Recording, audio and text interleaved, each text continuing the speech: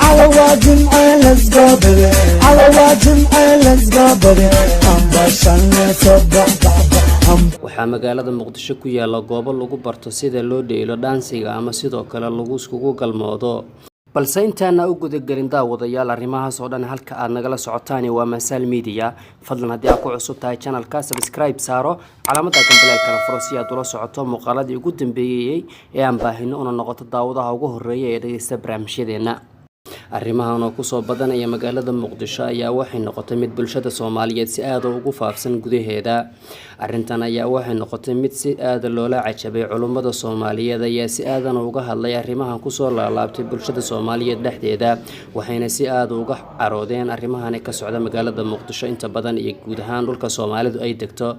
dadka qaar oo la xiriirna ku sugan maamulada Somaliland iyo Puntland ayaa sidoo kale sheegay inay arrimahan oo kale ka jiraan deegaanada maamuladaasi magaalada Dhuusamareeb ama maamulka Galmudug ee caasimadda Dhuusamareeb kaliya ayaa noqotay magaalada aysan arrimahan ka jirin isla markaana la sheegay inuu ku dambeeyo dhaqankii Soomaaliyeed ee asalka ahaa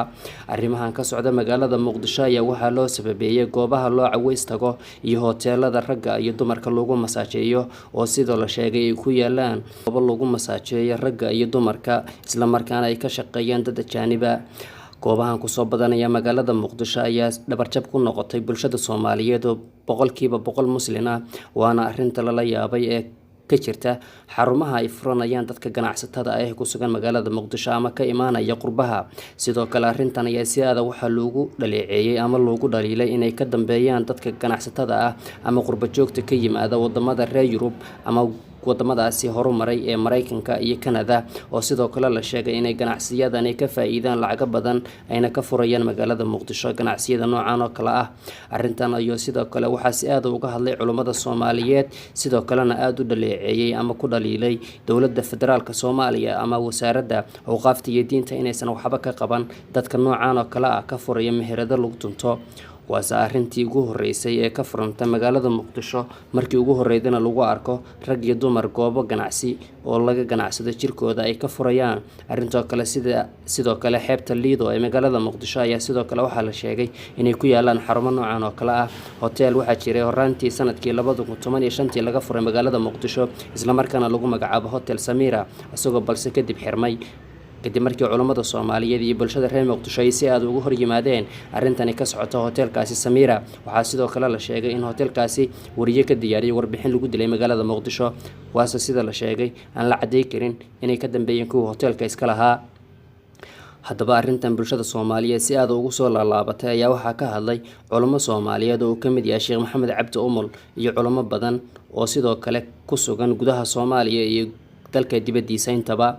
maaha markii ugu horeysay oo culimada Soomaaliyeed ay ka hadlaan arrimahan oo kale dadkan ayaa waxa la sheegay inay sameynayaan masaaj xagga jirka ah oo isku raaxaysanayo jirka sidoo kalena gabadha ay ninka jirkeeda ugu raaxaynayso iyadoo sidoo kalena lagu charge gareynayo lacagta laga qaado ninkaasina lagu charge gareynayo gabadhaas maadaama aysan ka jirin magaalada Muqdisho dawlad awood leh ama guud ahaan dhulka Soomaalida ayaa arrintan waxay noqotay mid aad loola yaabay isla markaana fadeexa ku ah dawladda federaalka Soomaaliya gaar ahaan wasaaradda awqaafta iyo diinta oo waxba kala soconin waxa ka socda magaalada Muqdisho isla markaana ay tahay hawsheedii inay ka gabtay ama ay ka gaabisay wasaaraddaasi sidoo kale arrintan ayaa waxa ka hadlay madaxda ugu sareysa dawladda federaalka Soomaaliya iyo xubno ka tirsan golaha shacabka oo sidoo kale sheegay in aan marnaba la aqbali doonin howlahan ka socda magaalada Muqdisho Allah u naxariistay gudoomiyihii hore gobolka Banaadir Engineer Yarisow ayaa sheegay in aan 6 saac wixii ka dambeeya aysan furaa karin goobahaasi magaalada Muqdisho ku yaala waxaana la sheegay in wixii ka horeeyay 6 saac habeenimo si aad loogu tunto magaalada Muqdisho gaar ahaan xarumaha lagu caweeyo sidoo kale xeebta Lido Jasiira iyo Bosch xarumo kale oo noocaas ayaa la sheegay in lagu tunto mas'ala xaqiijin kar in dawladda federaalka Soomaaliya ama gudoomiyaha cusub ee gobolka Banaadir oo arrintan ka jawaabi doono isla markaana uu tilaabo sharciga waafaqsan ka qaadi doono waxaan idin soo gudbin doonaa muuqaal ku saabsan arrintaasi oo si aad ay uga hadlayaan culimada Soomaaliyeed isla markaana fadeexa ku ah dawladda federaalka Soomaaliya gaar ahaan wasaaradda awqaafta iyo diinta oo wax tilaabo ah ka qaadin arrintani sidoo kale muuqaalka waxa ku jira arrimo la yaab leh haddii ay arrimahaasi aad la yaabto ama ay kugu noqdaan kuwa naxdin la fadlan ka raali ahaw waxaan hadda idiin soo gudbi doonaa muuqaalkaasi oo dhammaystiran oo ay ku jiraan gabdho Soomaaliyeed oo sidoo kale la sheegay in ay laftirkooda isla tuntaan maadaama ay isku jinsi yihiin waana arrin ugu horeysay ee ka dhacday gudaha Soomaaliya bal muuqaalkani la daawo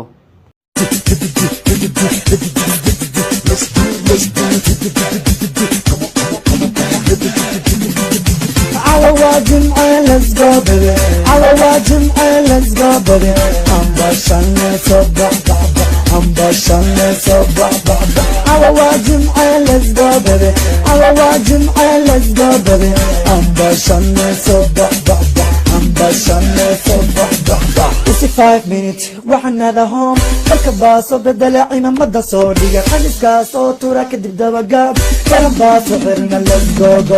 let's play dance طبعا دلو في فورة طبعا قبل فيك وعبا للبابا شلع عود شفورة دي جي كما مغلي موسيقى كورباتر على واجم let's go baby على واجم let's go baby I'm بشرنا صبح I'm بشرنا صبح على واجم let's go baby على واجم let's go baby I'm بشرنا صبح I'm بشرنا صبح على واجم جيبكيga hadu buuxo waxa weeye nimco dalsiga keen ilaa Nairobi Somar Kisumu Mombasa Muqdisho marka tagta maya kan wawayada tende kicheze ukombele baby wakisonga nyuma tunasonga mbele zungusha dhexda if you don't know how to dance waxa ku dhanayba على واجم let's go baby على واجم let's go baby I'm بشرنا صبح I'm بشرنا صبح على واجم let's go baby على واجم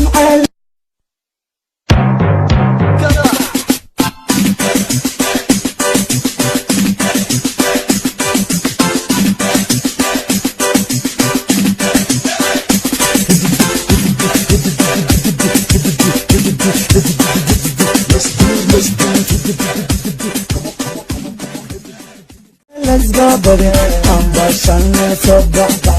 I'm بشرنا صبح على واجم let's go baby على واجم let's go baby I'm بشرنا صبح I'm بشرنا صبح It's 5 minutes وحنا ذا home الكباس وبدلعي من مدى صودية خلص كاس وطورة كدب دبقاب كلام باس وغيرنا let's go let's play dance طبعا دلو في فورة طبعا قبل فيك وعبا للبابا شلع عود شفورة دي جي كما مغلي موسيقى كورباتر على واجم let's go baby على واجم let's go baby I'm بشرنا صبح I'm بشرنا صبح على واجم let's go baby على واجم let's go baby I'm بشرنا صبح I'm بشرنا صبح على واجم jeebkayga hadu buuxo waxa weeye nimco dalsiga keen waxaan filayaa inaan haddaba si aad uga bagatay muuqaalkaasi foolxumada ah ee ka socda qaar ka mid ah hoteelada magaalada Muqdisho oo la sheegay in gabdhaha jirkooda lagu iibiyo arrintan ay jiraan dad u xil saaran oo ku howlan inay gabdhaha Soomaaliyeed ee yararka u soo iibiyaan haddii ay maqla jirtay wadamada Mexico Mareykanka iyo wadamada reer Yurub ayaa gabdhaha waxa jira meel lagu iibiyo jirkooda ama lagu keeno inay ka ganacsadaan qolooyinka daroogada iibiya ee sida halista ah lagu raad joogo arrintan waxay hadda ka jirtaa magaalada Muqdisho mid lamid ah waana sababta la sheegay in gabdho Soomaaliyeed oo badan ay ugu dhaceen godkani mustaqbalkoodii noloshoodina ku burburtay meelahan ayaa waxa la sheegay sidoo kale in lagu cabashishada qamriga iyo wixii la midka ah habeenkiina la yararka la isku dansado sidoo kale ay ka jirto fadeexad midan ka sii foolxun haddaba arrintan ayaan la ogeyn sida dawladda federaalka ay jawaab uga bixi doonto maadaama bulshada Soomaaliyeed 30 sano u dambeysay aysan arkin wax nidaam iyo kala dambeyn isla markaana qof bulshada hagta aysan jirin wasaaradda awqaafta iyo diinta iyo wasaaradda hidaaya iyo tacliinta sare ee waxbarashada ayaa iyadana looga fadhiyaa in arrintan wax jawaab ka bixiso bulshadana ay hagto arrintan ayaa waxa sidoo kale si aad uga hadlay Allah u naxariistay gudoomiyihii hore gobolka Banaadir injineer Yariso siyad ku soo dhageysateen warbixintii qaybta hore